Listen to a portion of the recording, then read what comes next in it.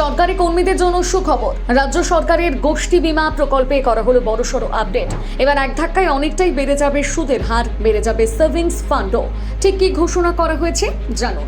2026-27 অর্থবর্ষের জন্য group insurance স্কিমের নতুন সুদের হার কার্যকর করা হয়েছে। সরকারের বিজ্ঞপ্তি অনুযায়ী 1 মে 2026 থেকে 31 জুলাই 2026 পর্যন্ত মাসে 10 টাকা সাবস্ক্রিপশনের ভিত্তিতে সুদের হার ধরা হয়েছে 7.1%। আবার বিভিন্ন সময়ের জন্য এই সুদের হার 8% থেকে 12% পর্যন্ত নির্ধারণ করা হয়েছে। অর্থাৎ দীর্ঘ মেয়াদে এই স্কিমে টাকা জমালে সরকারি কর্মীদের সেভিংসের পরিমাণ আরও বাড়তে পারে। সবথেকে গুরুত্বপূর্ণ বিষয় হলো এই সুবিধা মূলত গ্রুপ ডি কর্মীদের জন্য নির্ধারিত হলেও উচ্চতর গ্রুপের কর্মীদের ক্ষেত্রে অনুপাত অনুযায়ী হিসেব করা হবে।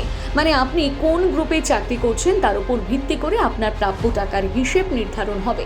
সরকার আরও জানিয়েছে, চাকরি শেষ হওয়ার মাস পর্যন্ত সমস্ত সাবস্ক্রিপশন বেতন থেকে কাটা হয়েছে বলে ধরে নেওয়া হবে। তবে যদি কোনো বকেয়া থাকে তাহলে সেই অর্থ সুদ সহ কর্মীর প্রাপ্য থেকে কেটে নেওয়া হবে।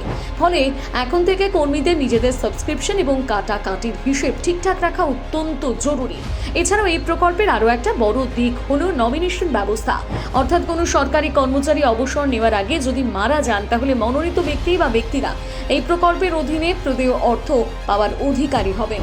তাই সরকার কর্মীদের পরামর্শ দিয়েছে সময় মতো সঠিক নমিনেশন জমা দিতে। এখানেই শেষ নয়, বিজ্ঞপ্তিতে স্পষ্ট বলা হয়েছে তালিকায় উল্লেখিত অর্থের পরিমাণ 1 ইউনিটের জন্য প্রযোজ্য। পরের চূড়ান্ত হিসেবের সময় তা রাউন্ড অফ করা হবে।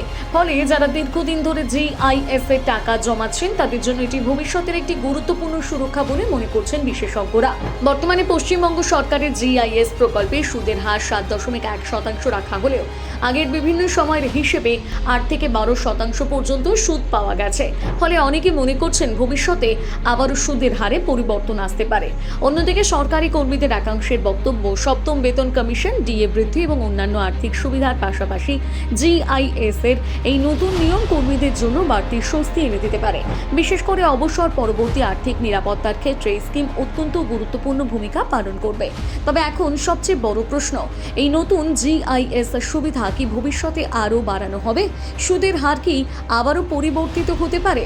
আর সরকারি কর্মীদের আর কি নতুন সুবিধা দিতে চলেছে রাজ্য সরকার? সেই উত্তর মিলবে আগামী দিনে। এই বিষয়ে আপনার মত কি জানাতে ভুলবেন না কমেন্ট করে।